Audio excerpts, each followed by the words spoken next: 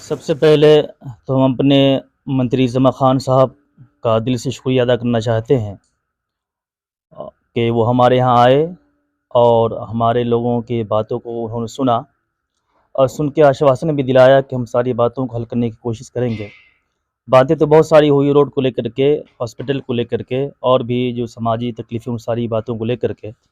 एक अहम मुद्दा ये रहा कि मदरसा जो हमारे यहाँ चल रहा है पूरे बिहार में, करीब 3 से 4 सालों से एक नहीं बल्कि 50 से ज़ायद मदरसों के असातिज़ा की तनख़्वाहें रुकी हुई है, जिसकी वजह से मदारिस के जो असातिज़ा हैं वो बिल्कुल भुखमरी के शिकार हो गए हैं।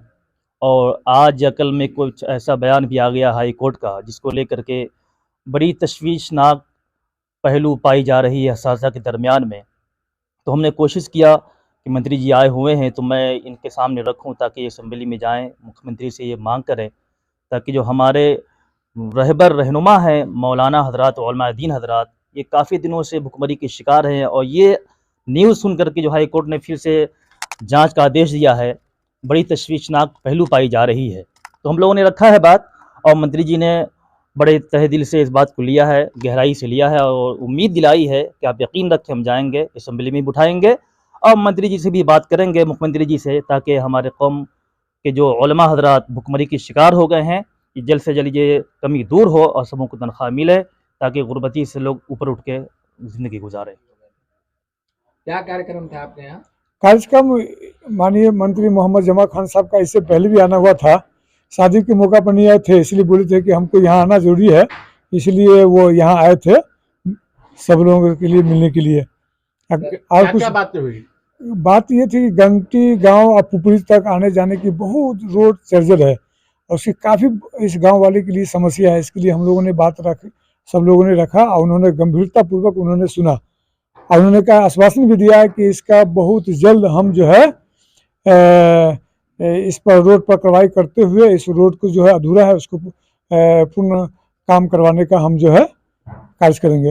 हॉस्पिटल के बारे में भी बोले कि जो हॉस्पिटल में जो 75 बेड का हॉस्पिटल बना है वहाँ डॉक्टर बहाल नहीं हुआ है या बहाल हो भी गया है तो उस पर भी बहाल करवाने की कोशिश करेंगे। और यहाँ मदरसा के शिक्षक लोग का जो वेतन बंद है, हाँ, उसको भी वेतन जल्द से जल्द चालू करवाने के हम काम करेंगे। क्या हुआ अभी जमा खान साहब कहाँ गए?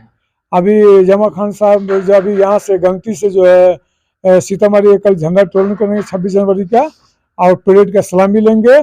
और हमारे गांव के लिए बहुत सौभाग्य है कि माननीय प्रभारी मंत्री मोहम्मद जमा खान साहब का यहाँ आना जाना रहता है और हम लोग को भी इससे काफ़ी खुशी होती है, गंगटी गाँव के लिए भी खुशी होती है।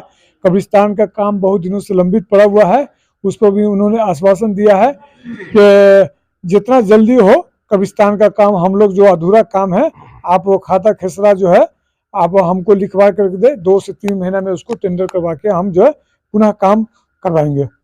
26 जनवरी के इस अवसर पर क्या लोगों को मैसेज देना? 26 जनवरी के मौका पर हम अपने पुपरी अनुमंडल सीतामढ़ी और बिहार वासियों को तमाम अपने दिल से तहे दिल से मुबारकबाद देना चाहते हैं।